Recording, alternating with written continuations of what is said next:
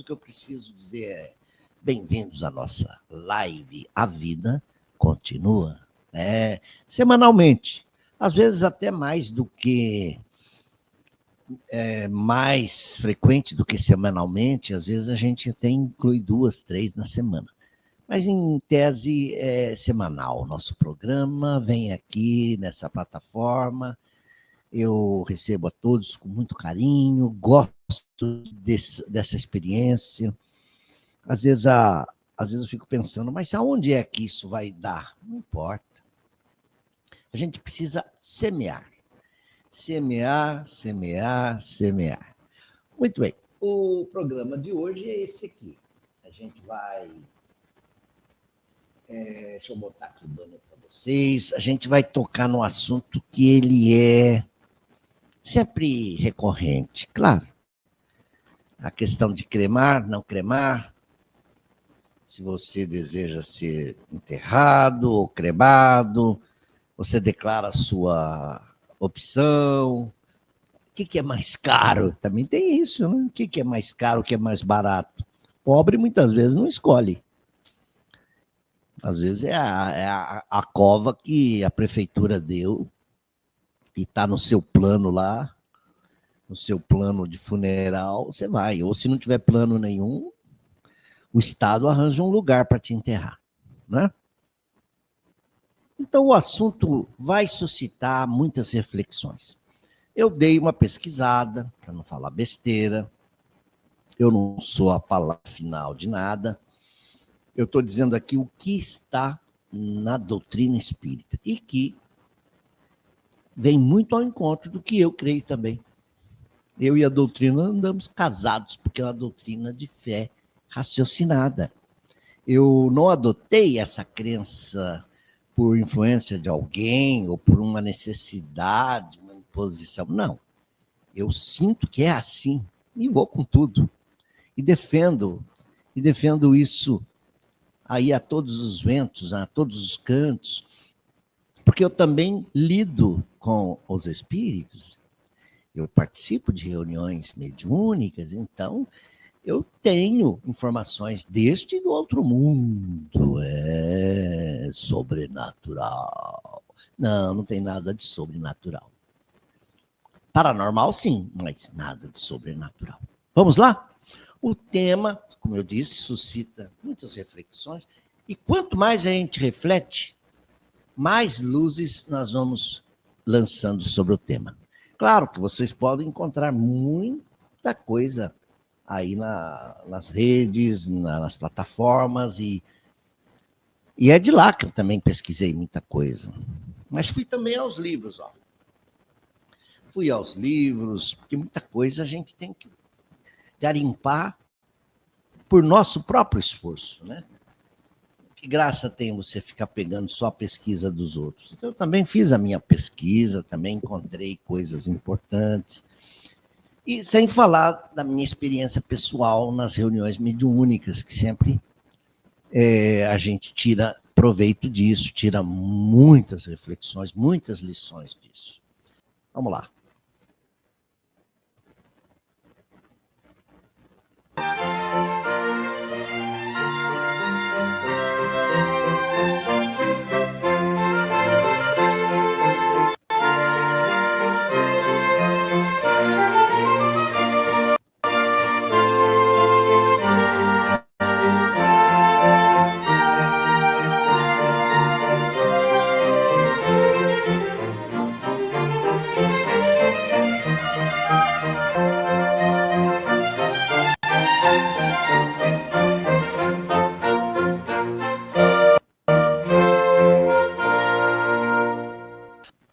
Aí. Cremar ou inumar? Inumar é enterrar. Exumar, trazer para fora da terra. A prática comum é inumar, pelo menos aqui no mundo ocidental. Mas, se você for na Índia, na China, no Japão, também existe a prática de incinerar, transformar em cinzas o cidadão que morre. morre, quer dizer, morre, desencarna. Né? Tem que explicar sempre isso. Muito bem, se você for à Índia, você vai ver que as famílias que podem, que têm dinheiro, fazem um cerimonial interessante, né?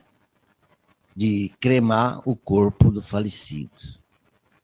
Monta lá as madeirinhas, forma a fogueirinha e o corpo queima na tua frente. Quem não faz isso, o corpo é lançado no rio Ganges, no rio Benares. Tem um rio lá que você está nadando, de vez em quando aparecem uns corpos boiando. Tem tudo isso. Mas o fato é agradável para o espírito que desencarnou assistir essa cerimônia de cremação? Ele sente alguns reflexos, ecos no corpo espiritual? É isso que o espiritismo procura aprofundar. Ah, mas quando a gente enterra um corpo, o espírito também sofre, né?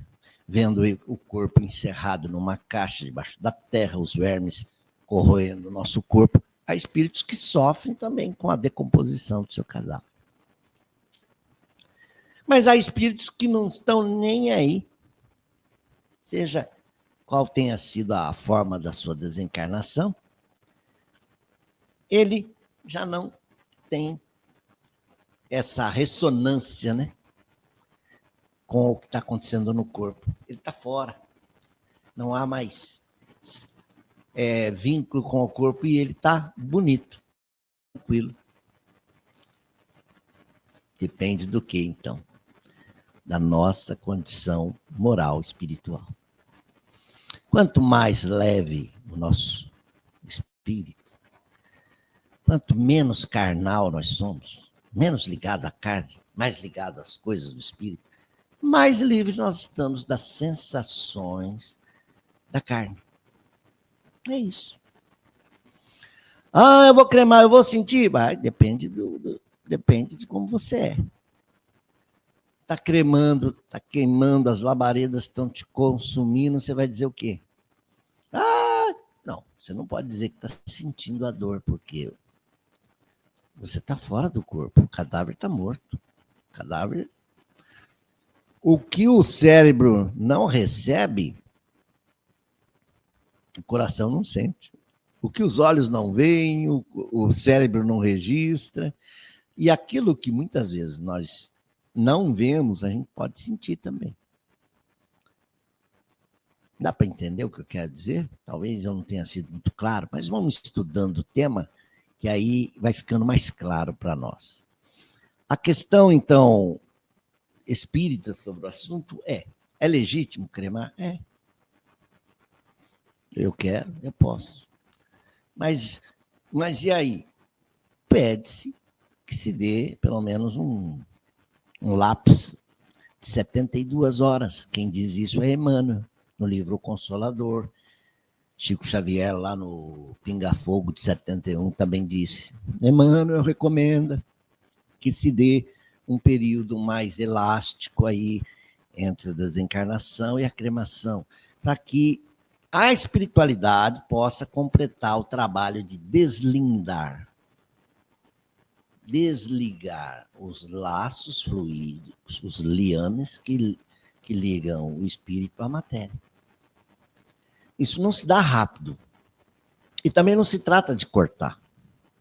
Não é uma coisa que você corta. Não. É uma coisa que se solta, se desfaz. Porque o que é fluídico volta para a natureza fluídica do corpo espiritual, do espírito. E o que é fluido vital, físico, do corpo, volta para o próprio corpo. Por isso que muitas vezes um corpo pode liberar gases, pode liberar até aquilo que a gente chama de fogo facto. É isso mesmo? Estou falando certo? É uma espécie de um foguinho que sobe do cemitério. Você fala, nossa, o que é aquele fogo? Gases que se desprendem dos corpos em decomposição e entram em combustão, em contato com a atmosfera. O que mais? Mas eu quero dizer também que você pode dar esse prazo aí E, no entanto, o espírito que morreu há um século na Inquisição, cremado, ele pode estar sentindo até hoje os reflexos, as sensações, as impressões que estão no seu campo psíquico. Bem, vamos começar a estudar, porque eu já estou querendo avançar aqui a carruagem. Não vamos avançar a carruagem, não. Vamos passo a passo, né? Vejam o que a doutrina traz. Se você vai lá no Livro dos Espíritos, que é onde tudo começa, onde Allan Kardec fez as perguntas, junto com outras perguntas que já estavam no caderno lá dos médiuns, foi montando e organizando a doutrina. Há um capítulo, está na parte 2, que é da volta da vida do espírito e da volta do espírito ao mundo espiritual. O espírito reencarna, é a vinda dele no mundo corpóreo. Ele desencarna, volta do espírito ao mundo espiritual. Lá tem um capítulo, se não me engano, é o 3º, que fala perturbação espiritual. O espírito, ao desligar-se do corpo, ele entra num torpor, uma espécie de sono. E quando desperta, pode estar bem lúcido ou não. Pode estar bem consciente ou não. De repente, ele não vê ninguém. Fala, onde eu estou? Escuridão? O que é isso? O que aconteceu comigo? Não sabe mais seu endereço, não sabe onde está. Mas há casos diferentes. O espírito desperta, já reconhece outros espíritos que o estão aguardando. Já é encaminhado, sabe que está ocorrendo ali, talvez o seu féretro, o seu velório, mas os espíritos o tiram dali. Talvez ele queira, deixa eu despedir de fulano, de ciclano. Tá bom. Ainda despede de alguns e vai. Então, as desencarnações são inúmeras. E cada caso é um caso. Cai um avião, morrem 180 passageiros. A chegada de cada um deles ao mundo espiritual será diferente. Depende de como. Dos nossos créditos. Então, está aí esse slide que eu sempre uso para mostrar que nós somos um ser trino composto de corpo, espírito e perispírito. O perispírito é um envoltório intermediário. No momento, telemarketing, um espírito do além ligou, mas já disse a ele para esperar. Eu dizia, o corpo perispiritual, é um termo que Kardec cunhou, e isso pegou muito bem. O perispírito é um corpo intermediário com uma espécie de um colchão de ressonância entre o corpo e a alma. O corpo e o espírito. Mas e quando nós perdemos o corpo? O corpo é restituído, volta para o mundo da matéria. Ele é decomposto, ele vira cinza, ele volta a ser cálcio, ferro, né? Potássio, tudo, carbono, tudo que nos compõe volta para a natureza. Principalmente quando você incinera o corpo. O corpo é reduzido a aqueles grânulos pequeninos que não dá para decompor mais, a cinza. Né? Mas nós ficamos, então, com o corpo espiritual, que conserva as características da última reencarnação. Mas isso não é obrigado.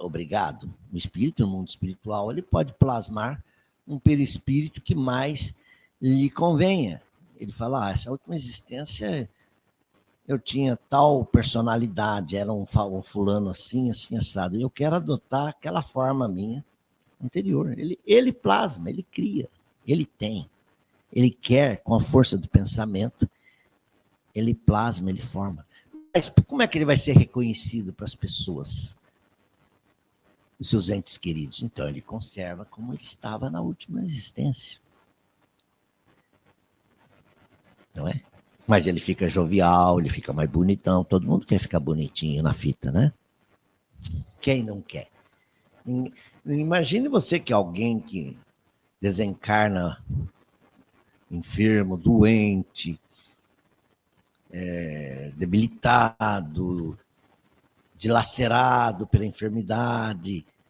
Quando ele retoma a sua forma, ele volta do jeito que ele era nos seus melhores anos. E ele estava assim, bem jovial, claro. Mas eu tenho mais coisa para falar. Então, voltando à cremação. Hoje a discussão em torno é bom cremar? Do ponto de vista da saúde pública? Sim. Porque muitas vezes um corpo insepulto ou mal sepultado, ele pode transmitir doenças. Não é? Não é? Mas lembrem-se da pandemia. Não dava nem para tocar no cadáver. Muitos parentes nem puderam despedir dos seus entes queridos. Os caixões estavam lacrados, as urnas estavam lacradas, fechadas, às vezes nem urna tinha, era um saco preto. E muitas vezes a inumação era coletiva, quer dizer, era enterros coletivos, numa vala. Vinha o trator e cobria todo mundo. Do ponto de vista, então, da saúde pública, da profilaxia, é preferível incinerar do que inumar, do que enterrar. Mas do ponto de vista jurídico, olha, a gente não pensa nisso. Muitas vezes, um caso, para ser elucidado, obriga os peritos, os investigadores, a justiça, exumar o corpo que já foi enterrado. Exumar. Tirar de onde ele está. Foi inumado, exumar o cadáver para ver o DNA, para ver características, para identificar a causa-morte que não ficou esclarecida. Então, do ponto de vista aí, policial, penal, jurídico, nós podemos dizer que é bom, então, enterrar. Mas do ponto de vista da mobilidade urbana, do ponto de vista urbanístico, é melhor incinerar, né? Vocês já viram quanto de espaço que um cemitério toma? Quem sobe ali a Rua da Consolação, em São Paulo, desde lá de baixo, lá da praça da Igreja da Consolação, você já começa a ver, né? No começo da Consolação, já começa a ver os muros do cemitério da Consolação. E ó, depois lá em cima tem o Redentor, outro cemitério, e faz fundos com outro. Na Avenida Doutor Arnaldo também tem. Inclusive, muitos floristas trabalhando ali, porque ali é só cemitério. Quantos quilômetros quadrados não são tomados ali? Hein? É uma área que você fala, puxa, eu estou precisando estacionar o carro, ó. Por que não passa um cimentão em cima disso? Teria estacionamento para todo mundo aí. Você vai no cemitério de Vila Formosa, é enorme. Aqui em Campinas, o cemitério da Saudade, nossa. Uma vez eu estava numa cerimônia de despedida de um ente querido, então já tínhamos colocado lá a urna, já estávamos para sair dali, e eu vi um monte de terra removida. Eu pulei para cá, pulei para lá, pulei num monte de terra, pulei para lá, de repente eu vi um chinelo, uma espécie de sapato. O que é isso? Pisei em outro lugar, uma peça de roupa. Saí correndo. Do jeito que eu sou bobo, estou pisando em cima dos restos daqueles cadáveres que foram remexidos. Então, às vezes, há cemitérios que usam paredes, então formam umas gavetas. Eu já vi cemitério vertical, horizontal, e agora os cemitérios de incineração, os crematórios, estão se tornando muito mais presentes na nossa vida, mais comuns do que antes. Antigamente era só o cemitério, o crematório da Vila Alpina, é ou não é? Vai ser cremado. Então você já falava, vai ser lá na Vila Alpina, zona leste de São Paulo. Era o único lugar que tinha. Hoje não. Hoje tem aqui na estrada para Mogi Mirim, tem um do lado direito, inclusive você já compra também ali tudo que é relacionado com a coisa. Tem cemitérios verticais, para ocupar menos espaço, principalmente na grande São Paulo, né? Onde o espaço urbano é raro, é escasso. Até aqui, em Campinas, eu não sabia, eu participei de uma cerimônia de cremação na segunda-feira passada. Aliás, foi isso que me fez trazer o tema. Viu? Foi isso que me fez. Eu conto já essa experiência. Mas vamos aqui ao Livro dos Espíritos primeiro, para não ficar apenas na minha conversa, né? A parte 2 do Mundo Espírita, lá trata da perturbação que o espírito sofre, tão logo ele vem a desencarnar. Varia de espírito para espírito segundo o seu grau de adiantamento moral. Vamos lá, questão 155. Como se opera a separação da alma e do corpo? Ora, aos espíritos, respondendo Allan Kardec, desligando-se os liames que a retinham, ela se desprende. Veja que usou a expressão desligar, não cortar. Você não corta, desliga. O que é fluídico volta para o espírito, o que é fluido vital volta para o corpo, se é que tem algum ainda. Na 155A, um adendozinho. A separação se verifica instantaneamente? Numa transição brusca? Resposta. A alma se desprende gradualmente e não escapa como um pássaro cativo, que você abre a janelinha e ele voa. Não é assim. Os dois estados se tocam e se confundem, de maneira que o espírito vai se desprendendo pouco a pouco dos seus liames, as cadeias, os elos, estes se soltam e não se rompem. É interessante isso. Eu costumo usar a figura do paraquedista. O paraquedista, quando ele cai no chão, o paraquedas vai sobre ele, né? Mas ele precisa se desligar-se do paraquedas. Ele vai tirando aquelas cordas que estão com o paraquedas. As cordas são do paraquedas, mas ele sai ileso. É isso. O que mais? Na 164, ainda nesse capítulo aí, todos os espíritos experimentam no mesmo período e no mesmo grau a perturbação que se segue à separação da alma do corpo. Kardec foi muito preciso aí. A gente se sente no mesmo grau e no mesmo lapso de tempo a perturbação? Não. Pois isso depende da sua elevação do espírito, elevação moral. Aquele que já está depurado, evoluidinho, e se reconhece, toma consciência de si mesmo quase imediatamente, porque se desprendeu da matéria durante a vida corpórea. Quer dizer, enquanto ele vivia, ele não vivia só para os sentidos do corpo, tudo em função do corpo. Não, ele ia a uma igreja, ele ia orar, ele se emocionava com as coisas boas, ele tinha propensão ao bem e praticava o bem. Vocês estão me vendo bem aí? Parece que está escura a tela, né?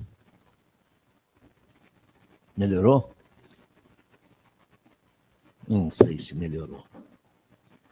Em todo caso, eu vou pôr essa luz aqui do lado, ó. Resultado.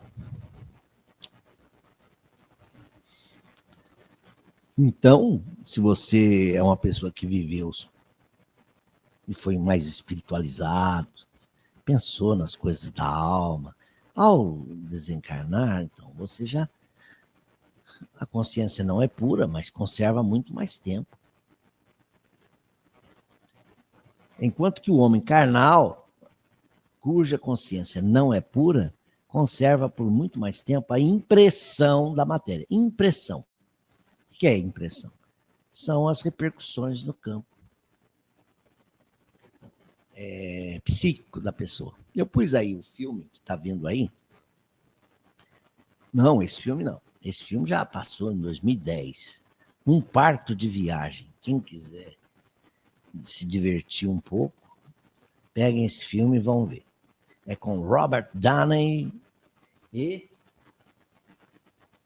Isaac alguma coisa, que é aquele barbudinho ali, que fez também Se Beber Não Case, você ri muito com ele.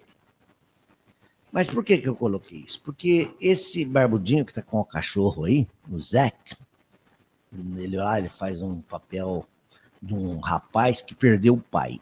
O pai foi incinerado, foi uma cerimônia de cremação, ele pegou as cinzas do pai, pôs numa latinha de café. Uma latinha de café. Seria equivalente a uma latinha de leite ninho. O americano compra muito café solúvel, né? Em latinha. E ele anda com aquela latinha na mão, porque ele vai entregar essa latinha, ele vai depositar num lugar, ele vai lançar no mar, alguma coisa assim. O outro é um executivo, vai ser pai, está muito preocupado em chegar em casa. Eles vão pegar o avião, e eles são barrados por um problema lá no aeroporto. Por causa do ticket deles, a vaga, poltrona, os dois não conseguiram viajar de avião. O barbudo aí, que é o Zack, oferece carona para o outro. Falou, estou indo para Los Angeles, também vai? Só que eu estou de carro aí. Vamos de carro? Vamos. Só que no caminho eu vou levar isso aqui, meu cachorro está aqui, eu tenho essa latinha que meu pai morreu, os dois ficam meio amigos. Só que essa viagem... A minha neta riu muito com esse filme, a Denise. Sei dizer que tem muitas cenas hilárias. Quem quiser ver, vê. Como envolve cinzas, eu já vi muita gente pegar cinzas e jogar no jardim, numa árvore. Bonito, né? Há também uma questão de orgulho envolvida aí. Tem gente que fala assim, eu não quero ficar numa terra de pé juntos ao lado de tanta gente que morreu. Eu não, eu serei diferente. Tem aquele também que não quer na vida após a morte. Muito menos na ressurreição. Como algumas igrejas aí, pentecostais e neopentecostais creem. É preciso esperar Jesus vir para eles se levantarem com seus corpos. Imagina, será uma cena de Walking Dead, daqueles filmes de terror, né? Imagina, os corpos se levantando do solo. E quem está mais tempo, que nem conheceu Jesus, está 4.000 anos enterrando. Não dá, né? É uma tese estranha. Não. O que é da terra decompõe, vai embora. Ainda mais se pensar do ponto de vista espírita. Você já teve tantos corpos. Você tem corpos enterrados em tantos cemitérios. Tem corpos, Deus talvez nem tenham sepultados, estão insepultos até hoje. Mas, de alguma maneira, já se decompuseram, já voltaram às partes mínimas da matéria. O que importa é o espírito. O espírito, sim, esse é imortal. Bom, esse filme ficou com uma dica aí para vocês, mas não sei. Já que falei um pouco de cinema, vem aí o Nosso Lar 3, em janeiro. Ele é baseado no livro Obreiros de Vida Eterna, que está aqui na minha mão. Nesse livro, Obreiros de Vida Eterna, tem um capítulo, até abri sem querer, já abri em cima dele. Desprendimento difícil. É o capítulo 18. André Luiz narra aqui a desencarnação de Cavalcante. Gente, não é tão simples assim. O espírito está para desencarnar. Uma doença que tomou todo o aparelho digestivo, o indivíduo está muito mal, está com dreno aqui no intestino, o pâncreas já não resolve mais, ele está desidratado, está um mau cheiro no quarto, todo mundo está torcendo para o indivíduo desencarnar logo. Mas ele não quer. Ele ainda espera que a esposa venha vê-lo. Ele já se separou da esposa há mais de 10 anos, 12, parece.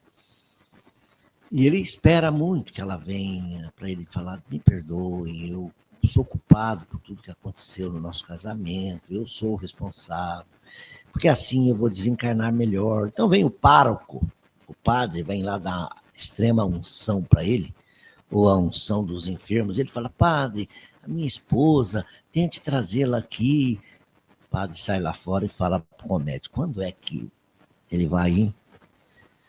Ele fica nesse morre, não morre. Puxa vida, ninguém tem paciência.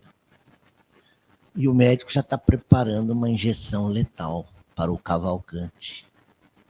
E o mundo espiritual tentando ajudar aquele espírito, porque naqueles momentos ele está fazendo um grande progresso espiritual.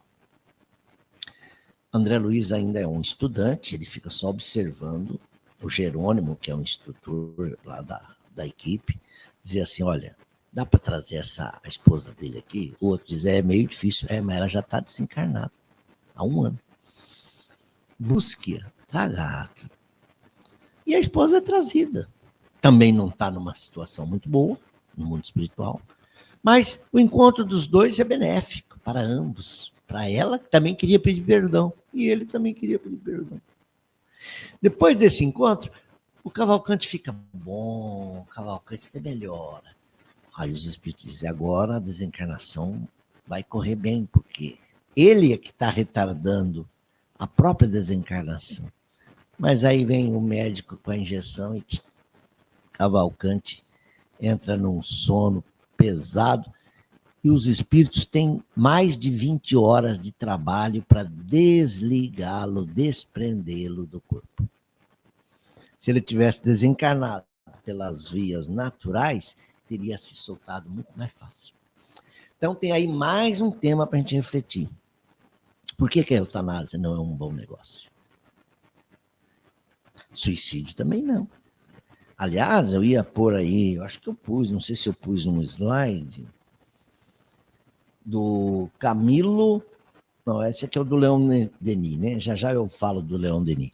Mas há um livro do Camilo Castelo Branco, cujo nome era Camilo Cândido Botelho, um escritor português, escreveu Amor de Perdição, acho que é isso. E que, numa determinada idade da vida, perdeu a vista. Foi ficando cego, falou, eu não vou esperar chegar a minha morte. Cego, não posso escrever, nem ler, não posso fazer nada. Suicidou-se. Ora, quais foram as consequências para esse espírito que tem uma morte violenta? Ele está ligado ao corpo, ele não cria em Deus, não cria em nada, ele estava pensando, ele era imediatista, ele queria ser muito prático. Não, eu acabo com o meu corpo agora, não sofrer tantos anos. Aí, pensamento imediatista, bem pragmático, bem egoístico. Mas o que acontece? Ele está ligado ao corpo. O corpo começa a apodrecer, ele começa a sentir entre aspas, nele mesmo, a decomposição cadavérica. Mas, na verdade, eram ressonâncias, ecos do que ocorria na matéria com ele, espírito, porque o perispírito está muito ligado à matéria ainda. Não houve esse trabalho de deslindar, tirar, depois um trabalho de educação, olha, você desencarnou, como se faz lá na reunião mediúnica. Há muitos espíritos que chegam na reunião mediúnica e estão ainda sofrendo os efeitos da morte. Às vezes até mortes anteriores à última reencarnação. Eu vejo na nossa reunião mediúnica, se a pessoa morreu numa mesa de cirurgia, ele está ainda, eu estou sentindo isso, o médico não veio me ver, eu entrei aqui para fazer uma cirurgia, está doendo a minha cabeça. Às vezes morreu por uma questão de um AVC. Então o outro diz, olha, eu morri de repente, eu não sei o que aconteceu. Eu só me lembro de um estrondo. Às vezes a morte foi violenta. E se morreu incinerado? Uma caldeira explodiu e ele morreu incinerado. Virou um carvãozinho. Ou morreu num carro que incendiou, ele foi carbonizado. Aí, não é também morte por cremação? Só que no ato da morte violenta, o espírito salta do corpo como se fosse um amendoim que salta da casca. Você vai dizer, mas e os laços? Os laços fluídicos que ligam o espírito ao corpo ainda estão lá, mas o espírito saltou. Então, ele pode estar a quilômetros de distância, ele está sentindo as repercussões do corpo. Mas, aquele caso, ele tem elevação moral e espiritual, ele tem créditos. Então, ele logo vai tomar consciência que está desencarnado, sofrerá muito menos com a morte violenta. Mas se não é, eu estou sentindo um calor de 40 mil graus aqui, o que é isso? Meus amigos, já eu volto a esse assunto.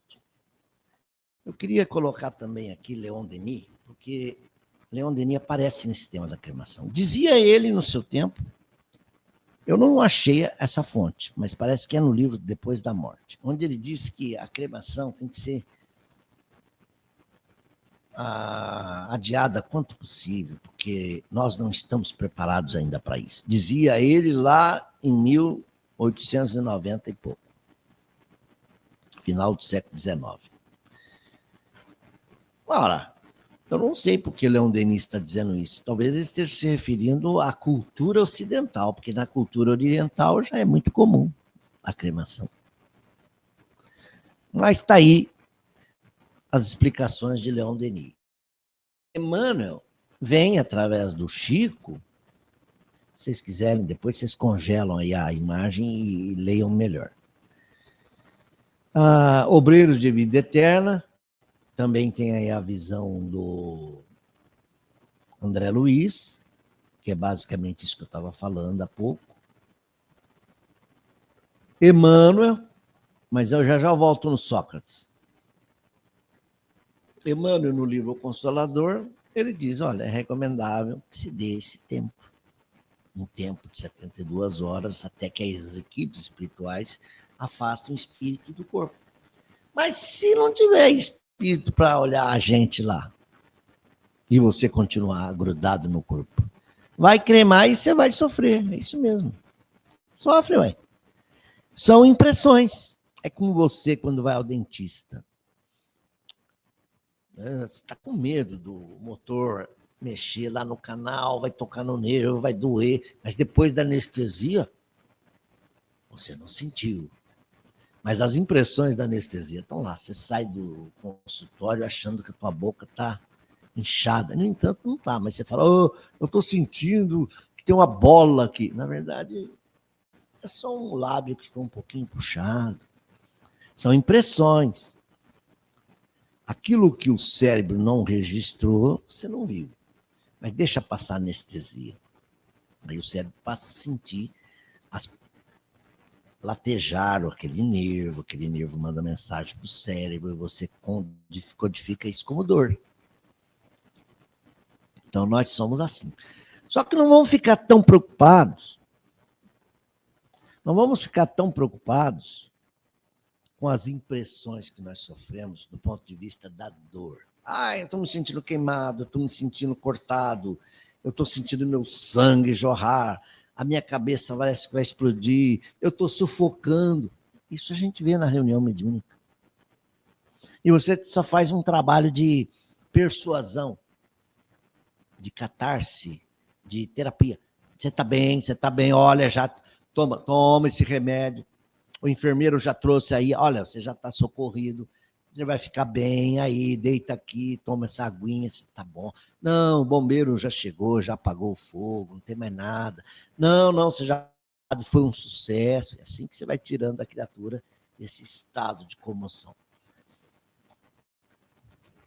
Eu vou contar o que ocorreu na última reunião mediúnica para vocês, mas está aí o Sócrates.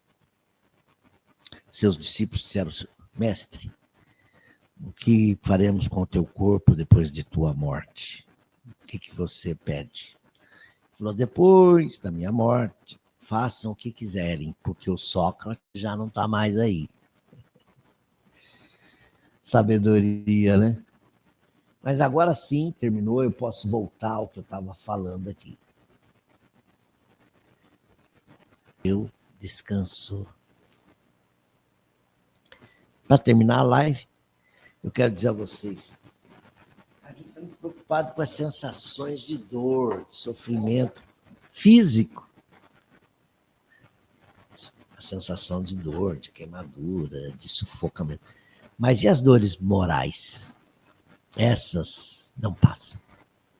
Enquanto o espírito não se reequilibra, enquanto ele não expia os seus erros, enquanto ele não repara suas dívidas, essa dor moral não passa.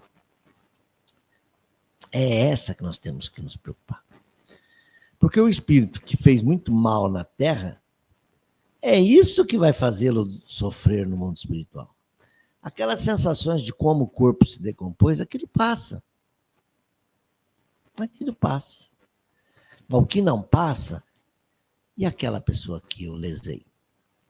Aquela pessoa que eu matei para pegar-lhe os bens, ou para tomar sua esposa, que eu cobiçava, ou aquela fortuna que eu fiz oprimindo meus trabalhadores, tirando deles toda a força física no trabalho, enriquecendo às custas deles. Os assassinatos que eu cometi para subir na escala do poder. Imagine aqueles que estão envolvidos com grandes crimes da história. Então, as dores morais, as dores da alma, doem muito mais. Para terminar, o sambinha do Ataúfo Alves, que eu comecei cantando, mediúnico. Chorar, eu já chorei. Meus erros eu sei, já sofri, eu sofri demais. Chorar, eu já chorei. Por tais eu confesso, não sofro mais. Ele falou tudo nessa frase. Às vezes, depois da morte, é que a gente encontra a nossa cruz. O crime feito por nós, para as trevas nos conduz. Então a nossa alma vê somente a consciência, nelas vítimas gritando, acusar-nos sem clemência. Oi, chorar, eu já chorei. Iha! E aí vai. Então, meus amigos, é isso por hoje. Acho que nós fomos longe até demais. Até a próxima, se Deus quiser, com mais um A Vida Continua. Eu te espero. Tchau!